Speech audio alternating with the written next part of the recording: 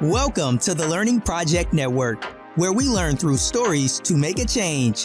The Learning Project Network, an organization dedicated to social justice issues. We are dedicated to learning about issues that impact children, families, and communities to help start conversations that lead to solutions.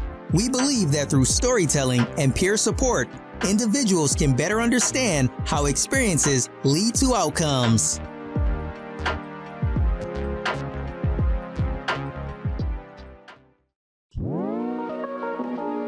Hey everybody, it's Stephanie with The Learning Project. I am back again with another amazing podcast. Today we're going to be talking about infertility, you guys. Many of you know that I have been going on my own personal journey of infertility and just recently had a little one. But this is a conversation and a topic very near and dear to my heart because I want to make sure that people understand what resources are out there, where can they connect with people, and what can they do about it. And you guys, I have an amazing person that I met. You know how I do. I look at people's social media accounts. I'm looking at all their tips and tricks and what they're talking about. And I met Nattassia.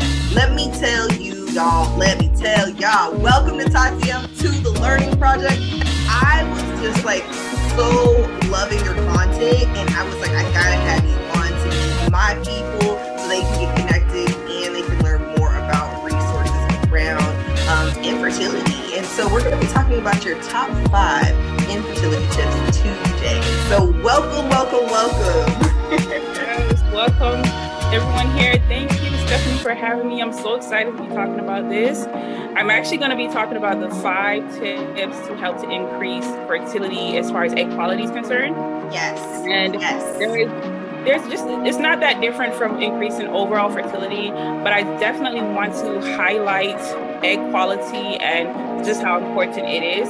So just before I start, I definitely want to sort of just give you a little rundown on why I'm focusing on egg quality so much. For one, real quick, Nattassia, you gotta tell us, what is your business? Tell us the background, like how did this even get started? Okay. All right, so just to take it back a little further, this all started, I guess, just naturally. I was called for this. I'm here for this. I got my period early at 9 years old.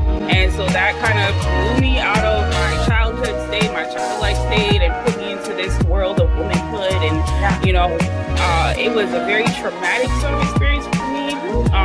Embarrassing too, because I was young, I was playing on the swing, and next thing I know, I'm bleeding. Yeah. And I have no idea what's going on. So anyways, it went from there, with painful, long periods, 9 days, and no solutions. I took Tylenol, I took Advil, I took all of these things until they just stopped working for me. So they weren't having any effect whatsoever. I was still cramping. I was still having PMS. And there was really nothing that really worked except for when my brother would make me some tea. And this is my younger brother, so he has no clue what he's doing either. But I picked up on that, I picked up on how the tea was working. So fast forward, when I was 14, I discovered a breast fibroid that actually also started around the time when I was 9 due to trauma. But by the time I was 14, it had manifested itself into a fibroid. So I went and I did tests for that, and they were telling me that, they wanted to cut it out. That was the only solution, was to either cut it out or to laser it. And I was like, I'm 14. I'm like, I'm about to die because it's not happening. We're not doing that. Yeah. So I didn't go through with it. And there really was no support, no information. Nobody was telling me what a fibroid was. It just said it was benign and I could cut it out. Then I ended up with abnormal uterine cells. And for that, they also wanted to cut and laser or freeze the cells. Those are my 3 options, but they were really, really pushing to cut the cells. I went for the test for that. And, they're like, we got to do the surgery. But, I was 16. They weren't really explaining anything to me again, either. They weren't, getting parental consent. So that way my mom can maybe, have a word or let me know what's going on. They just wanted to do the surgery, But on my way out of one of the tests, I found some information that let me know that I could heal the situation that I was dealing with. And so I followed that information. And before I went back for like a second test, I found out, they told me, hey, your cells are back to normal. But I was like, hey, you all were about to cut me up. You were about to slice and dice me, laser me, like it's a Star Wars or something. And they were just like, well, you're good. Right. So I was always trying to figure out, okay, well, what was that all about? But I continue to follow, the implementations that I had put in, improving my diet, my lifestyle, and things like that. And so eventually I was also able to shrink the length of my periods and continue that for a little bit more. And then I put together this whole routine. And by doing that, I was able to shrink my fibroids to, again, part of that started with returning my cells to normal, but I was able to shrink my fibroid in my breast, reduce my period pain completely, erase it, eliminate it, no more period pain, and also shorten my period to about 3 to 4 days, right? And so when I found that information out, I was like, I have to share this information with the world. I really couldn't stop myself. So, I created YouTube channels, I created Instagrams. And I had always had a lot of Instagrams on different topics, melanin, natural hair. But when I created my fertility channel, that is, people were really drawn to that message. And I saw the need for it. And so I put everything else aside and I created Black Fertility at the time. I rebranded into just my name, Nattassia Wynter. And so I've just been helping women to improve their fertility naturally. My first client, she was able to shrink her cyst on her ovary after just a 15-minute conversation with me. All I did was give her my strategy. And in 2 months, she called me back. She's a nurse. She went through the ultrasounds and she's like, it's gone. Wow. So I thought, okay, I'm onto something. So, I've been building out my coaching practice and my packages ever since then. And so I've come to learn that egg quality is definitely the main thing that you want to focus on when you are trying to improve your fertility, because it doesn't matter what you have, whether it's endometriosis, fibroids, cysts, PCOS, it's going to affect your egg quality. So you want to start there. And then from there, you can heal the other areas of your fertility or fertility issues that are going on just by focusing on that one thing. And so I'm going to give you the 5 tips today on how to improve your egg quality and overall fertility by following these 5 steps. I'm so excited about this conversation, but I have got to put a pin in something. So, you're like talking about healing a lot of your body through just natural practices and even just starting there, you know what I mean? And I always tell people, there are some natural practices, they don't work for everybody, but like there are times where you do have to seek out medical attention because maybe something's gone way too far or you didn't get help with it soon enough. And I feel like what you're talking about, those early intervention moments, and like even when you're in the moment, sometimes you could have like the worst situation happening and you could heal yourself naturally. And that's, for me, that's where I went in towards natural, the natural path way, because I felt like my body was not responding to all these expensive treatments that I was doing, such as IUI, and I was getting ready to go to do IVF, which is $20,000 up top, right up front, and that's subsidized, by the way. Let me tell you, if you could really pay for that, it wouldn't be affordable at all. No. And the thing that's so crazy is I didn't realize that IVF only has like a 40% chance of working after, you're spending $20,000. And so it's like, to me, I'm like, why are you not getting prepped before that? Or why are they not starting with a natural pathic way and then moving into these? So like, what's your thoughts about like, early intervention for a lot of people dealing with infertility, and why are we not seeking out naturopaths to help us, deal with these issues? Well, okay, so that's a lot, but to start, for one, I'll just get to the root. This is not our culture. We don't have our ways still. And so we are just dealing with, symptoms and ripping off Band-Aids and throwing on new ones. And we're vulnerable at this point, so they can tell us anything. And we don't believe that the natural way works, because we don't have any evidence. We don't have a history anymore. You know, we do, but we don't collectively, we don't know what that history is, right? Yes. So we are far removed from that. And, you know, getting back to that state is a lot of work for, you know, on my part, on your part. Yeah. People are trying to educate women that, you know, we do have to, you know, return back to the natural ways, healthier lifestyle, and, you know, even uniting as, you know, a sisterhood collective or woman circle type of thing, because for me, it's a lifestyle thing. So even when you say things like early intervention was when they took us from where they took us from, right? But at this point, you know, it's not even just so much early intervention as much as it is shifting our mindset and shifting our entire lifestyle altogether.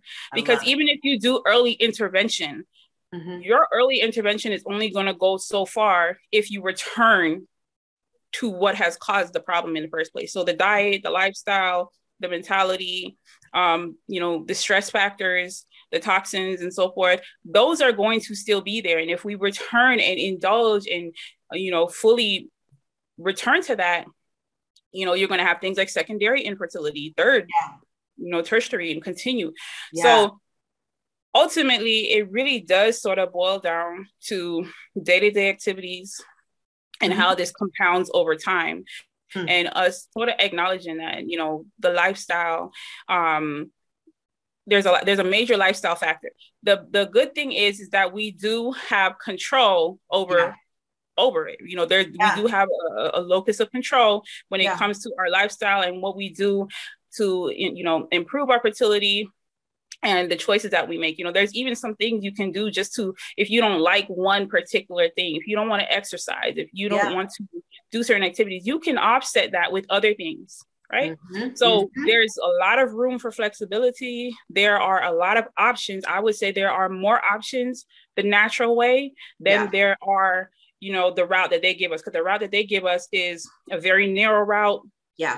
Very, you know, and they're in control of it. And they tell you that you shouldn't do anything outside of that. So early intervention to me would be, you know, educating yourself.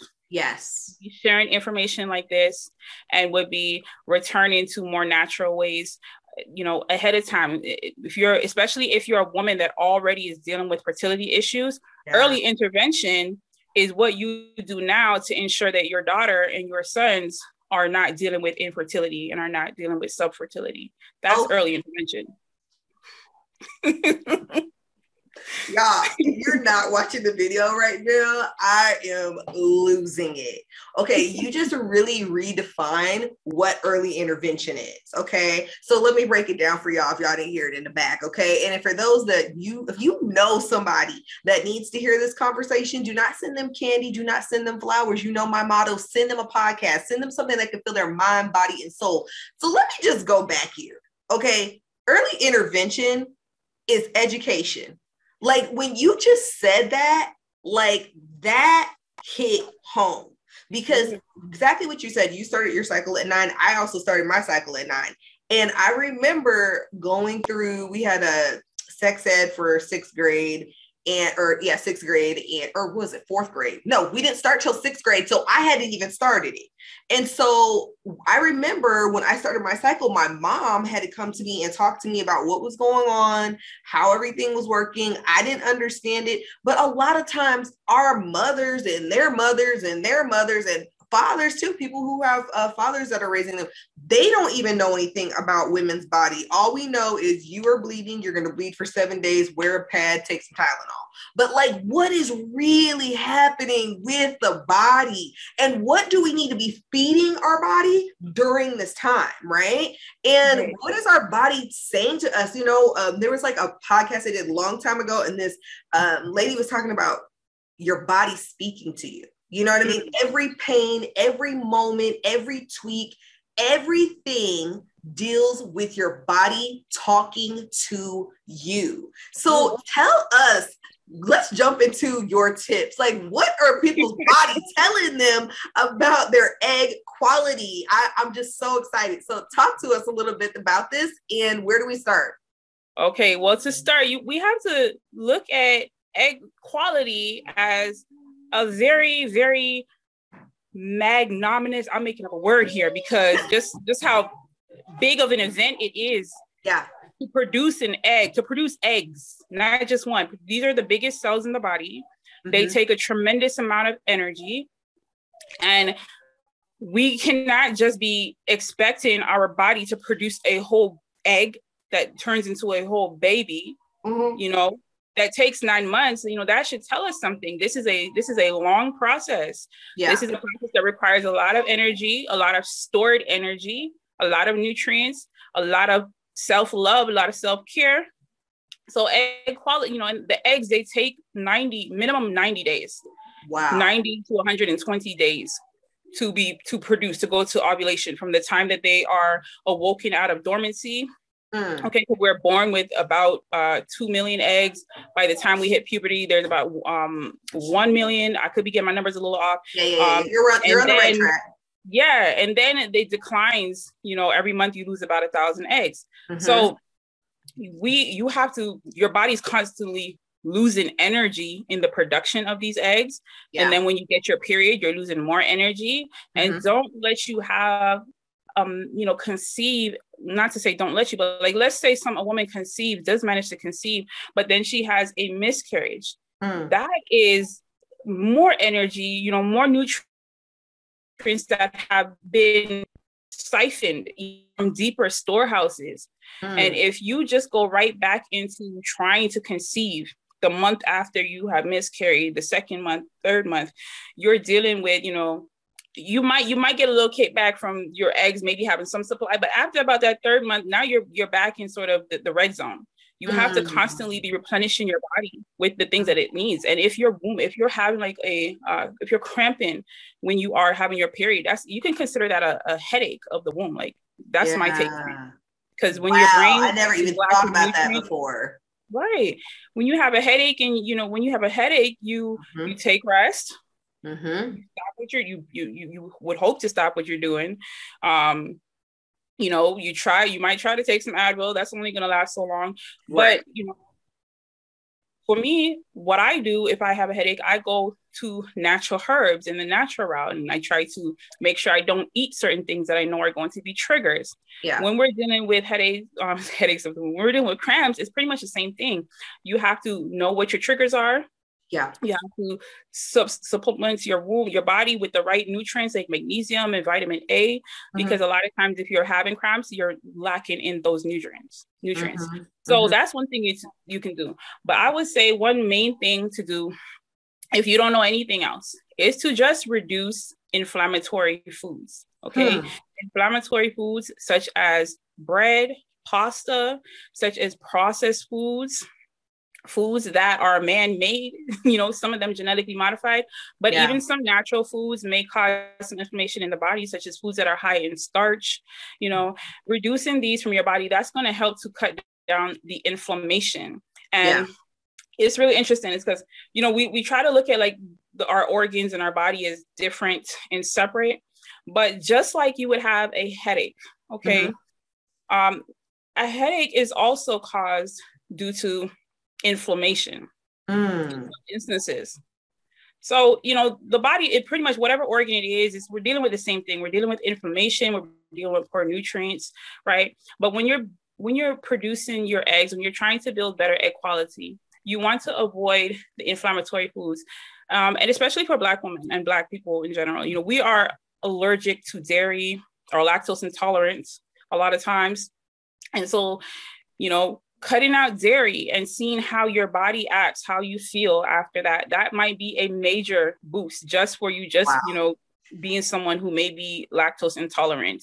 Cutting out gluten, right? And cutting out things, again, that are going to make you feel tired after you eat it, you know, lethargic. So things like rice, potato, starch, you know, those type of things. That's tip number one, right?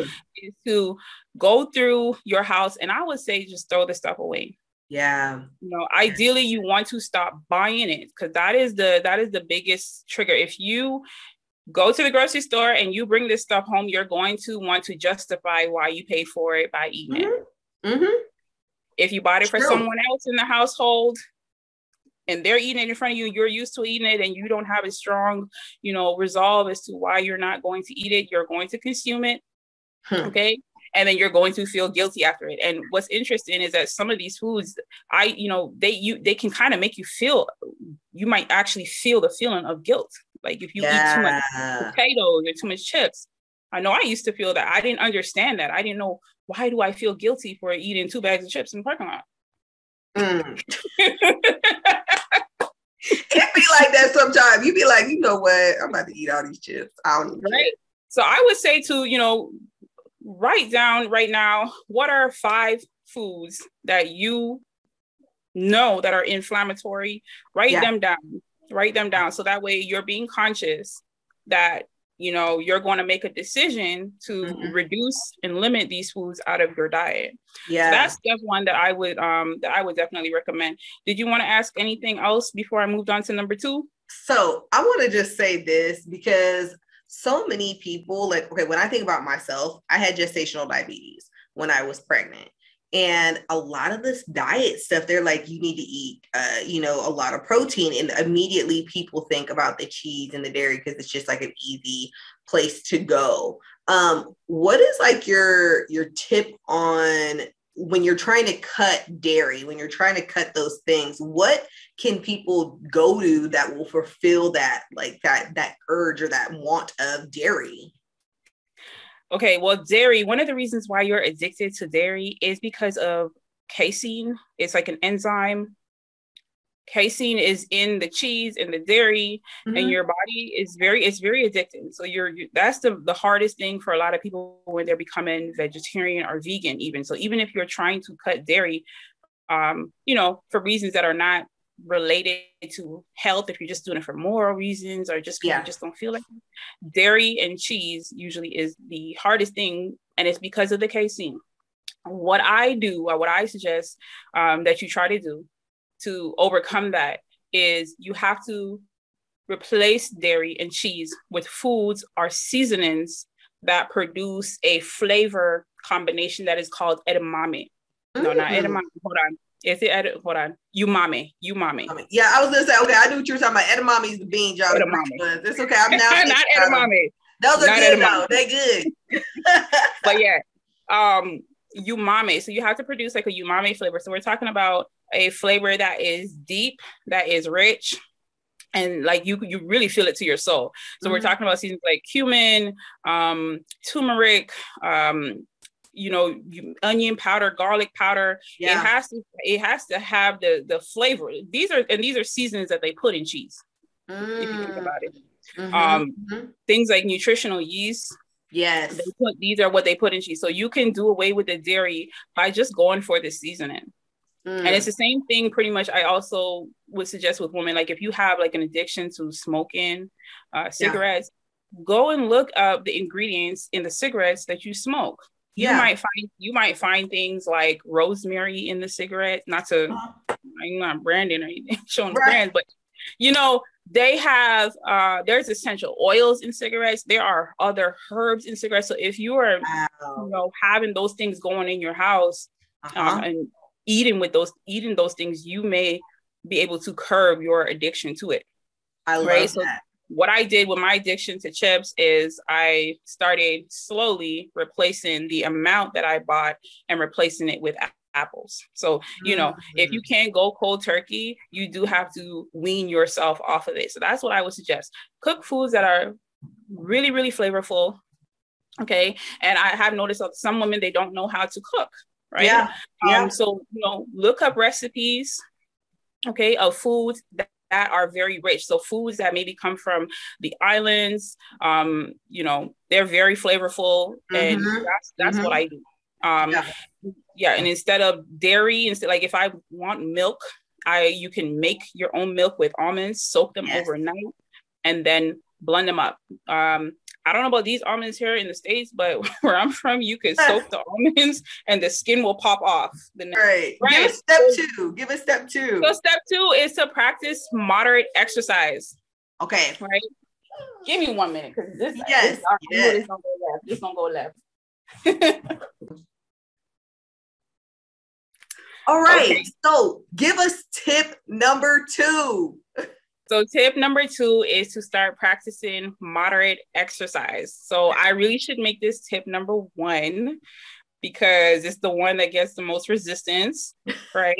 For sure. After improving it's up there with improving your diet, but we also got to think we have become so so lax, so used to this type of lifestyle. Just go to work, sit down, come home, sit down, go to school, sit down. Everything we do is sitting down so much, and a certain degree of sitting down is okay. There are some studies that show that some cultures that sit down, they ovulate more. But I think we're on the opposite side of the spectrum. We on the far side. Right. So getting up and moving your body is going to help to improve circulation. It's going to help to improve blood flow. It's going to help to remove the toxins out of your body. So your body can function, your liver can function well. You're basically toning your body, toning your womb, and helping your body to produce better quality eggs by supplying your body with fresh supply of blood, which is going to give the nutrients to your follicles, to your womb, to ensure that it is oxygenated, it is happy, it is toned, okay, and it is healthy and supple. So you don't want to over-exercise, right? Yeah. That's why I say moderate exercise, because on the opposite side of, being over sedentary is too much strenuous exercise, which is going to cause your body to use too much of that energy that could go towards producing the eggs. Okay. Right. Okay. So there has to be a balance. You can't be too, overzealous with the exercise, but you also cannot be too, again, just sitting down all the time and not moving, because that's going to cause stiffness. It's going to cause blockage. Right. Yeah. So doing moderate exercise, and, this could be doing your steps, doing 10,000 steps a day. Yeah. This could be dancing, belly dancing. This could be doing yoga. Yeah. This could be, simply just moving your womb area. One of the things that we, as women, we tend to forget is that we actually have a womb, right? And I'm not just saying that, we actually do sort of, to some degree, function above the waist. Okay. And it's like a trained, learned thing that we have developed. And again, it comes from trauma. A lot of times in some instances, where we neglect the lower region of our body, right? Hey. So we're not paying attention to the feelings. We're not paying attention to her when she's speaking to us. Yes. It's kind of like if you do experience pain or trauma in a part of your body, you are going to try to forget it, right? You're going to try to act like it's not there so you can move on with your life. You're going to put a Band-Aid on it probably, right?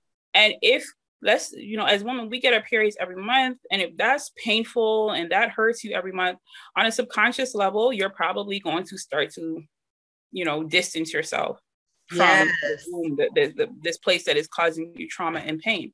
And that is a lot of times too, how women wake up and they find out that they have a fibroid the size of, a melon, an orange, right?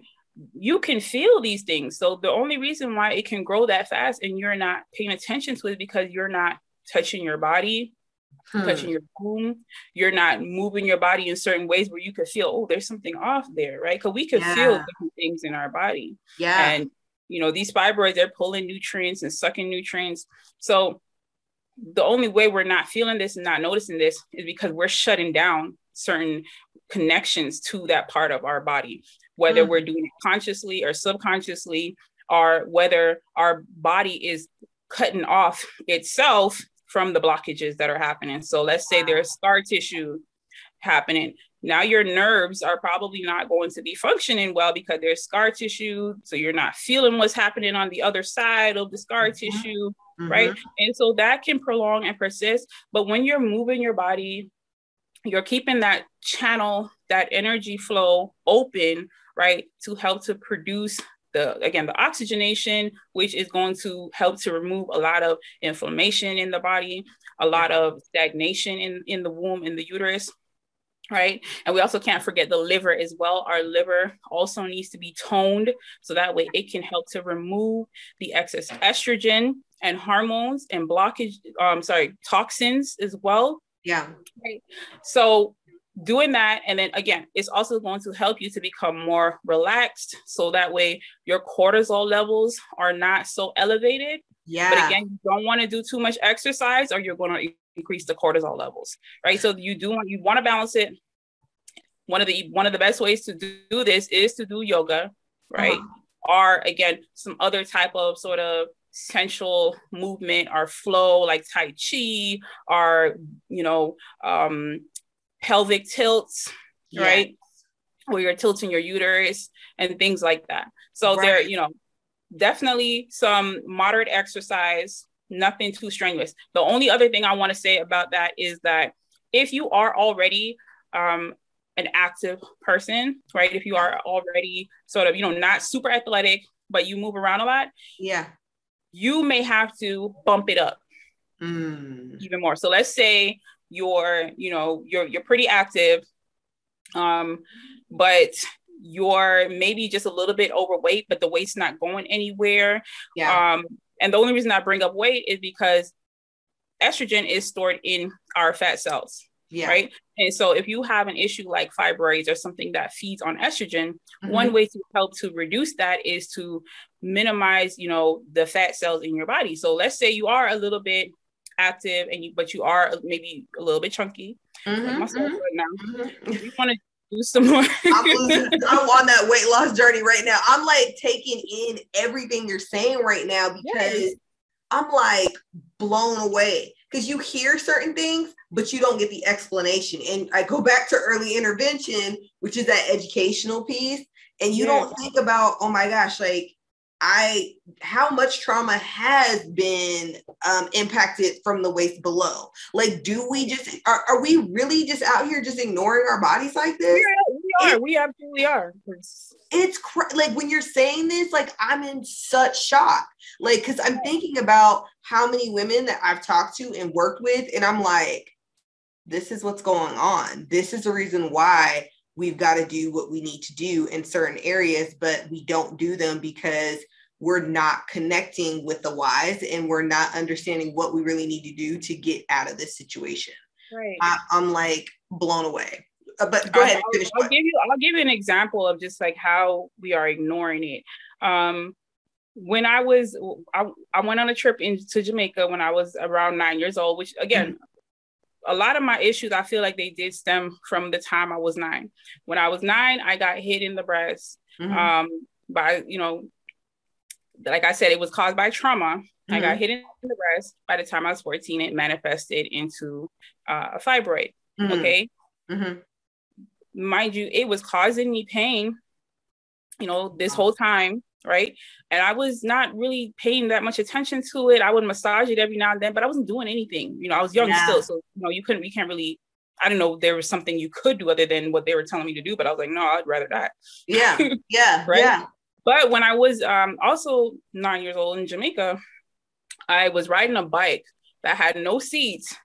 And in Jamaica, there's a lot of potholes, and you got to ride on the opposite side of the road. And so I didn't know what I was doing. I'm riding this bike because I want to ride a bike so bad. And, to make sure I don't get hit by a car, I ran into a pothole. So the pipe hit my pelvic bone, right? And I felt that, and I know it's painful, but I ignored that. And I don't remember that. Like, it's only through doing, lives like this that I will remember that. That was such a talking about it. Yes, because a lot of times we don't talk about our body, and that's what makes these conversations so unique, is because we don't talk a lot about our bodies. We don't talk a lot about our experiences, and we suppress those memories. I get it. And so you can imagine, like, that was a very traumatic experience for me. Hitting metal, but forgetting about that for 20 years, so when we're talking about that manifesting into, other things, or your traumas or your pains, manifesting into other things, it is real. We store pain in our womb center.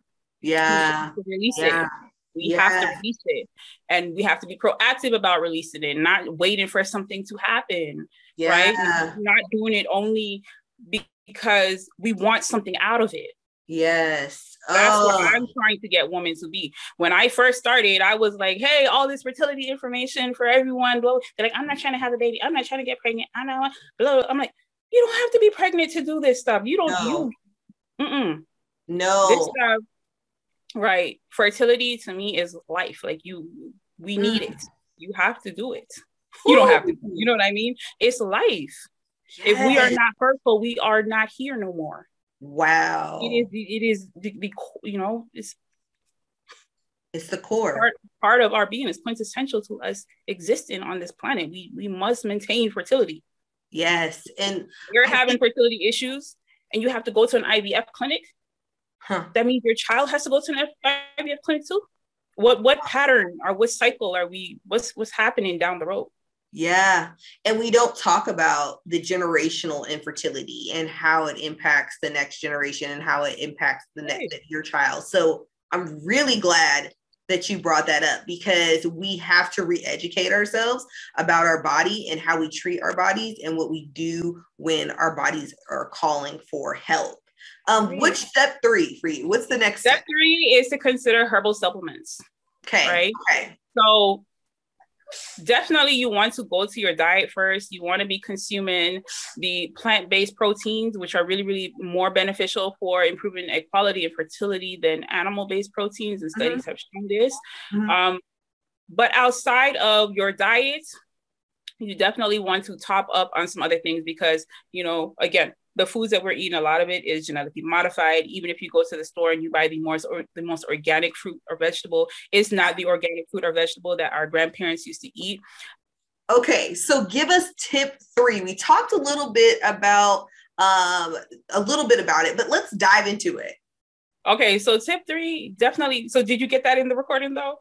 Yes. Yep. You're okay, good. Okay, so tip 3, definitely dive into some herbal supplements, because even if you're eating, what you think is maybe the most healthiest diet, there are some supplements, they call them prenatal vitamins or vitamins, but I'm dealing more with supplements that can help you to improve your egg quality a little further, to give your eggs a little extra boost of energy that they're going to need, right? Yeah. And so those vitamins include vitamin A, okay, vitamin C, vitamin D, vitamin E, myo-inositol, CoQ10, resveratrol, melatonin, and for some women, DHEA, right? And then there are some other ones like N-acetic acid or N-acetyl acid. Sorry, I'm probably getting that butchered, but there are some other ones, but those ones are the main ones that you definitely should look into, right? And you want to do, because that's going to give your eggs the extra boost of energy, especially CoQ10, okay? But that's going to help your mitochondria, which supplies the eggs with energy, okay? So, what's interesting though is things like CoQ10, okay? If you look on some of the bottles, I use a particular brand. The ingredients, they tell you what they get it from. Things like olive oil, broccoli, beets. Wow. Right? So foods that we could be eating, but a lot of times we're not, because, we just don't want to cook them or don't know how to cook, or it's just not part of the, the popular culture, right? But if you, add more of these fruits and vegetables to your diet, you could potentially bypass taking any supplements at all. Wow. Right? One of the easiest ways to do this, if you're not someone who likes taking pills, I don't like taking pills, but I know the benefit of, and I don't take pills. I take herbal supplements. So, you get something like this, and then it comes in, the capsules, and they're, this is herbs, the herbs inside of the capsule, I'll just herb them up myself, pack them up myself. Yes, please. Right.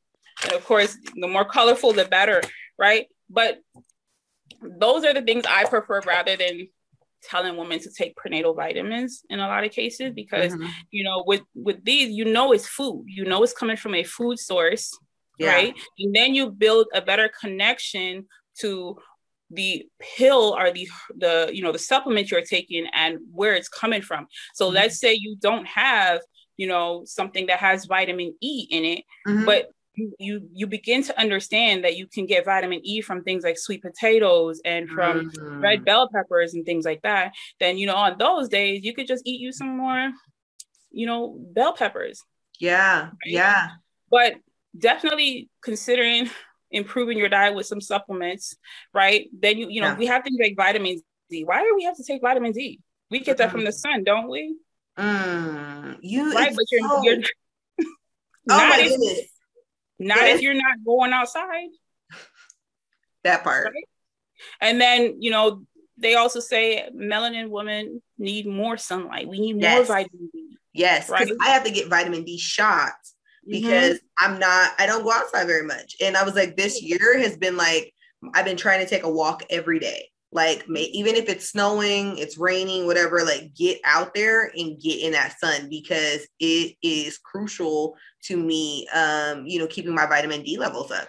Right. And don't forget also your folate or folic acid, right? You also need to get that. And the reason you need that is to prevent spinal bifida or other neurological diseases that could be, you know, imparted on the baby, on the grown baby. And if you are not someone who eats a lot of fruits and vegetables, dark leafy greens, you know, you could be depleted in that nutrient, and you need to store up on that at least 3 months before you conceive. So you definitely want to, you know, consider that, if nothing else, is to get either your folate or your folic acid, right? Yes, this is so good. I'm blown away, because we've been talking about so much of this stuff, and like the way you're putting it, y'all, I don't know if you're gathering all this information, but it's like, it's so good, because she's not just talking about, you know, okay, the egg quality here, but you're just talking about your body, uterine, everything, that quality. Everybody else is doing that. Yeah. I don't need to tell you. But it makes so much sense what you're saying. Like, and it's just because people are so focused on that egg quality part, they're not looking at the whole uteral health, like your body. And when you're talking about this stuff, it's like making me think about, like, okay, what am I really doing? Like, what did I really do that wasn't working or wasn't putting, you know, what pieces was I missing? So this is so good to me. Give us tip 4. Give us tip 4. Okay. Tip 4. Right. But before we move on to tip 4, I just want you listening to write down, you know, what supplements that you think you might need to take. Just write that down. So if you think you need to take some vitamin D because maybe you're not getting enough sun, write that down. If maybe you think that you need, you want to consider CoQ10, write that down, write down the myo-inositol, because these are things that you should definitely go and look up. Right. So tip number 4 is to get some sleep. Get some rest, get some relaxation in, right? But with some extra sleep up in there, right? Because we're not getting enough sleep. Women, you know, we're overworked, right? From sun up to sundown, beyond sundown, right? And that's going to affect your egg quality as well. You're not balancing your circadian rhythm, your melatonin with your serotonin, right? Which is another reason why women are being prescribed melatonin, is because we're not getting to sleep. No. So these are some simple things: getting some sleep, getting some sunlight, but we want to supplement it with a pill when we don't really have to, right?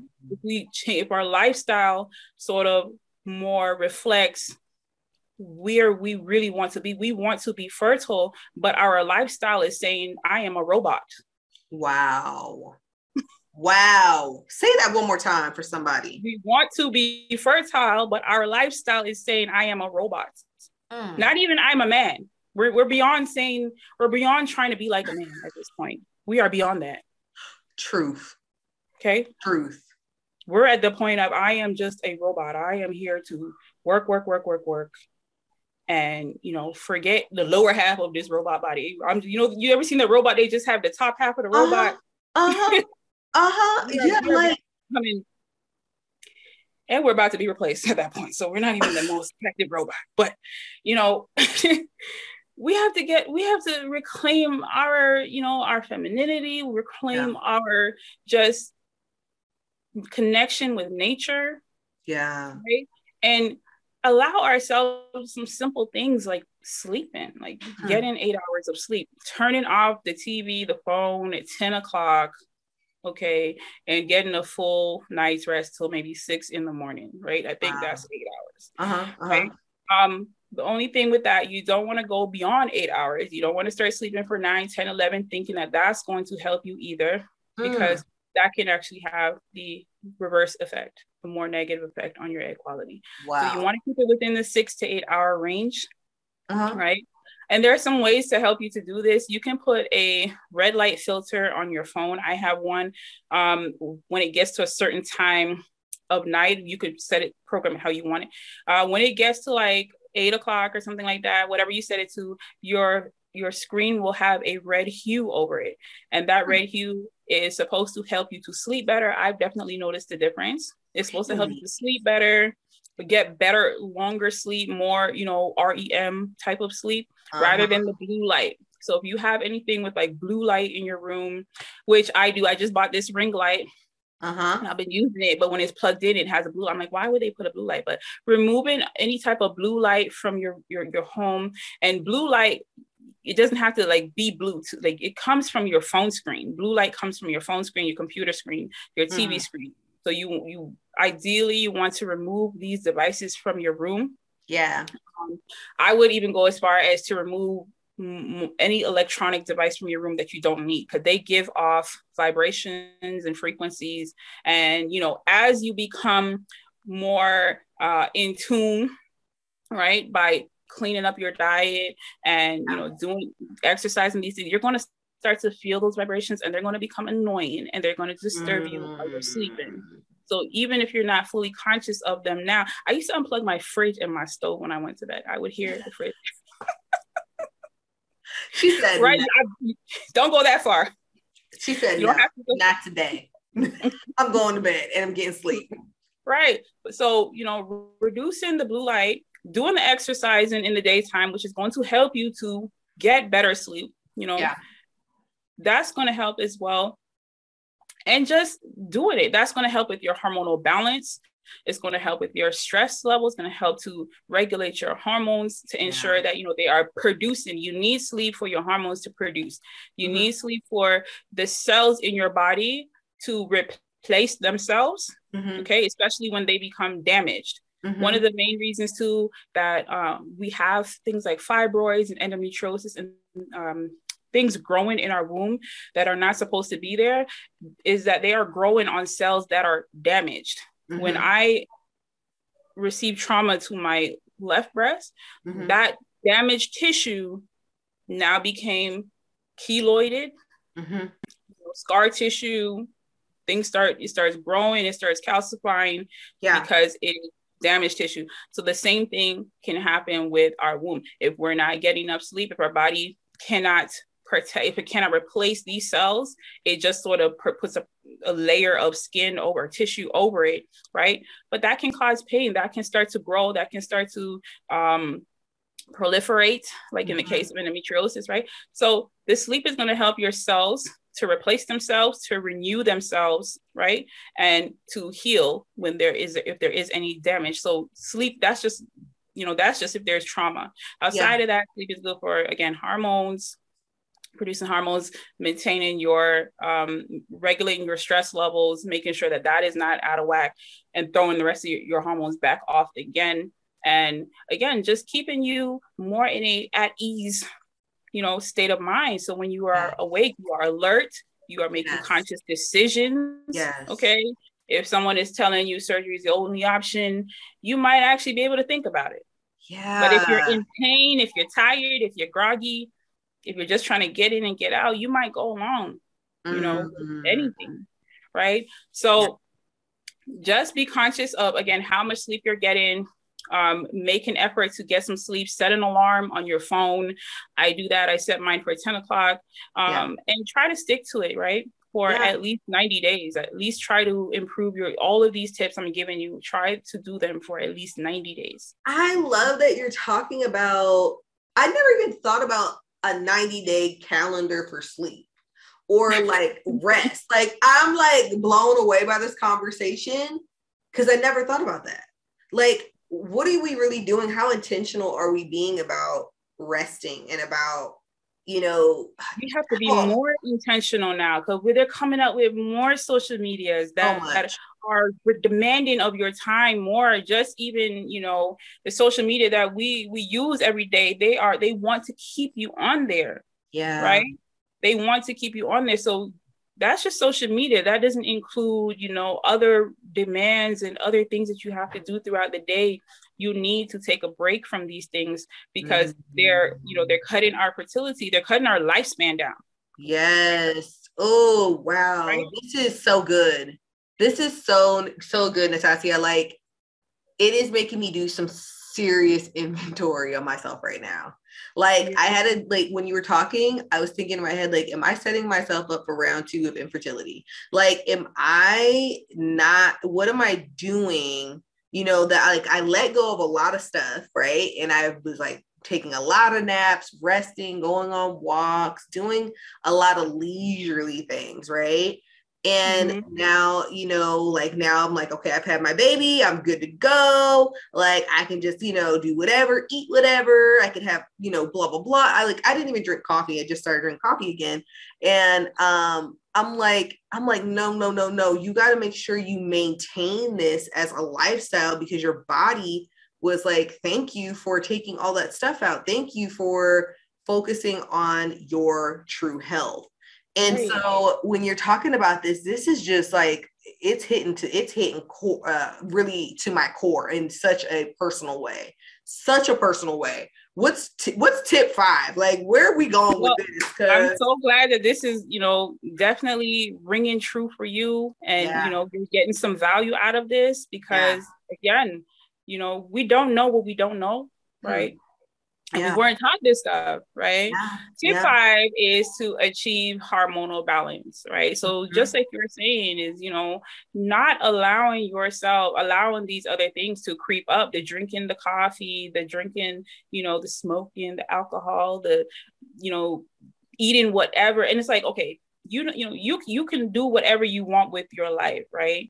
But what I have seen is that a lot of times women do come to me with secondary infertility. They've had a baby 10 years ago, 7 years ago, but they're not able to conceive again. And, one of the things is our sort of the energy that we had as a child or as a youth, that can wear off if we're not replenishing. We are born with a certain amount of chi. Yeah. Right? Yeah. And we can weaken our chi with the food, with our thoughts, and with, just again, lifestyle. So you might have your first baby, your second baby, but you might even do IVF and just think, oh, well, now I can go back to doing whatever I want. But I would say, definitely if you want to have more children, you want to be more conscious and proactive going forward in the future. And it's not something to limit you. It's not something to, put constraints on you. There's a whole world of just options. Like, I can't make all of the delicious vegan food that I see. I cannot do all of the yoga that I want to do, right? All the postures that is just so much. It's so many things and they feel good and it makes me feel good when I do these things, right? And, so it's not like, oh, I'm not going to be able to do the things I love. You will develop new things that you will love. Yeah. You will develop new things that you will love. And so for achieving hormonal balance, this one is really, really, really easy. Unless you are loyal to certain companies, certain thought systems, beliefs that have even been passed on from our childhood, from our parents. Some people maybe think that they have to wash their clothes with a certain laundry soap, that they have to put on a certain deodorant, or that they have to wear a certain pad, right? These things, they can cause toxins in our body that build up, that store in our womb, okay, in our soft material, you know, our soft tissue, sorry, like our wombs and our, you know, our breast tissue and, you know, our cervical tissue, because it's penetrable, right? So we have to remove these toxic cleaning supplies, household supplies, feminine care napkins, right? And these things can help us to achieve the hormonal balance, right, that we need in order to maintain fertility. Man, and we're talking about maintain. I just have to say something right here. We do not take hormonal balance serious. Like, we really, like, I don't know what it is, but, you know, like, oh, my hormones are off and period. That's it. Like, you're like, there's nothing else to it. Oh, you're having a hormonal imbalance. That's okay. Like, no, what can we do about this? What we can do about it is be cognizant of it, be conscious of it, take it seriously. Like, if your hormones are imbalanced, this is going to affect your skin. This can affect your bones. This can affect your, you know, your tissues, your mind, how you think, everything. It affects every part of our body. Our, you know, hormones are helping us. They are sending messages to our brain and back to our womb and our breasts and our lungs. Right. So if your hormones are out of balance, if you're PMS, we're not meant to be PMSing. We're not supposed to be getting mad just because, you know, that's supposed to, that's like a buildup of the hormones that are not supposed to be in our body. And our body's angry and it's coming out that we are angry. Wow. Right. And we're getting these hormones from eating animals that are angry too. Yes. Because they're being pumped up with hormones and you know, not able to graze and do the things that they want to do. And we're eating these animals. These hormones are being, these you know, animal byproducts are being put into other things. We're not even being told about it. We're putting it on our skin. We're doing all of this stuff, even the makeup. Like, I have set that I need to find pure makeup. Like, I haven't always been a makeup person. You know, but I try to get the natural, you know, Burt's Bees and stuff like that, but I don't know how natural that is. So it's like, at one point we're going to have to go back to, I don't know, grinding up that beet powder and some beeswax and some coconut cream or cocoa butter up in there and making our lipstick and lip glosses. But yeah, replace thinking about what makeup you're using, because we have to think about this. It's almost as though you are what am I saying? You are dosing yourself. You are micro dosing yourself with toxins every time you put on mascara and makeup and rub it into your skin, your largest tissue on your face. So sometimes I try not to, you know, wear makeup, right? But, you know, reducing things like that, like things with like the different powders and sheens and primers and, you know, things that are waterproof.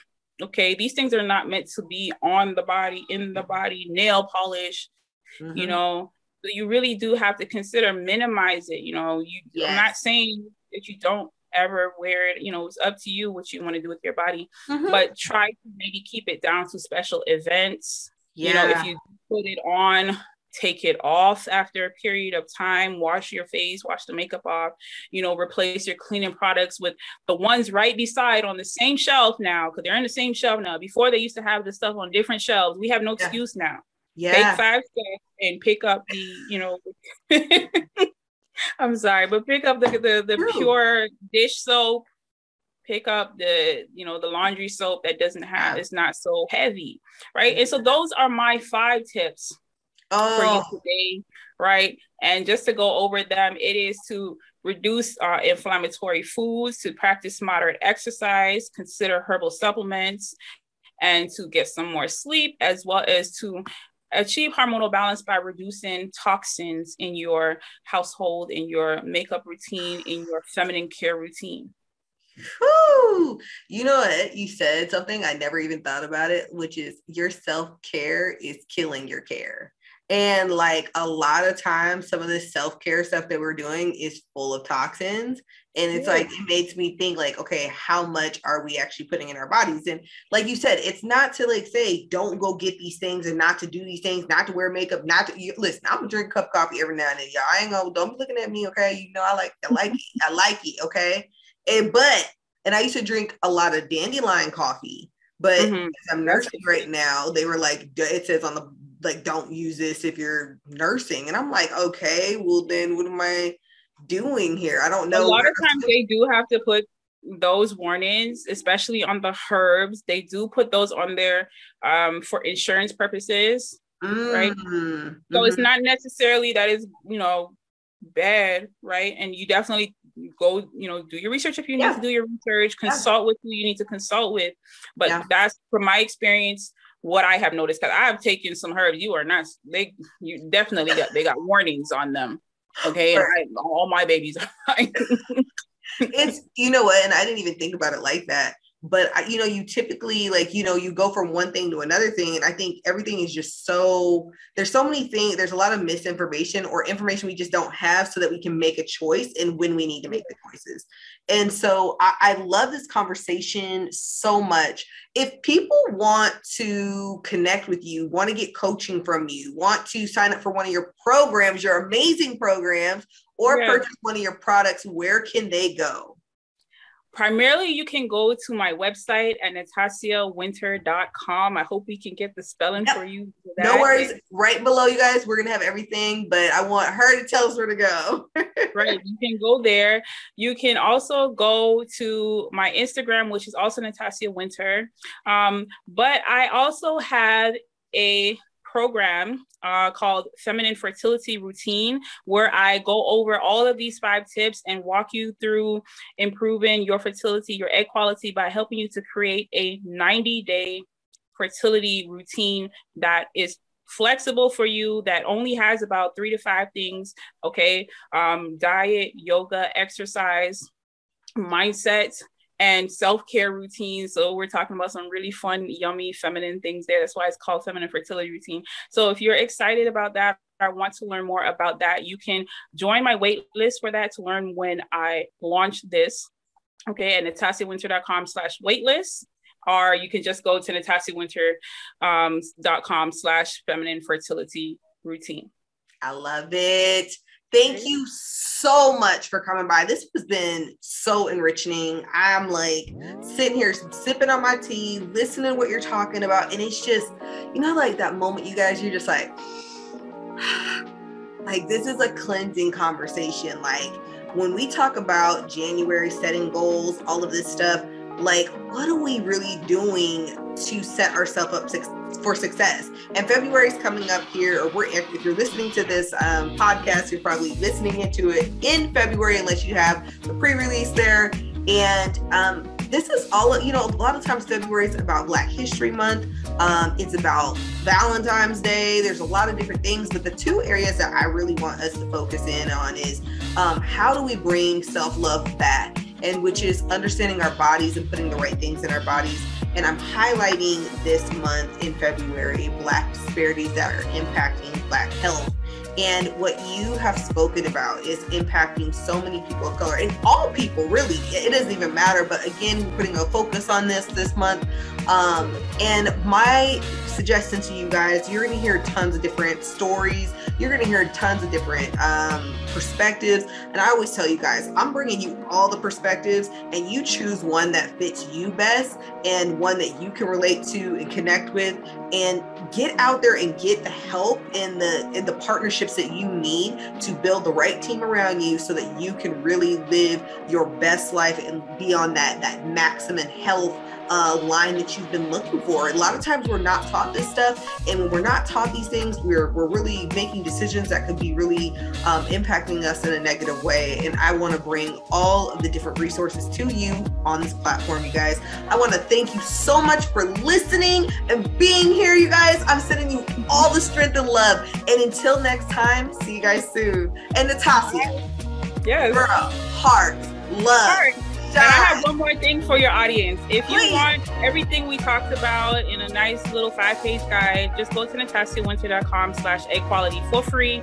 You can just, you know, get this brief rundown so that way you can have it and work on it. Okay, if you don't know now, you know. You go out there and you go to that website, you get that guide, okay? And if you don't get it for yourself, get it for somebody else, okay? Point them in the right direction so that they know where to go and where they can be connected with the right person at the right time. Until next time, you guys, see you soon. Bye. All right, take care. Bye-bye.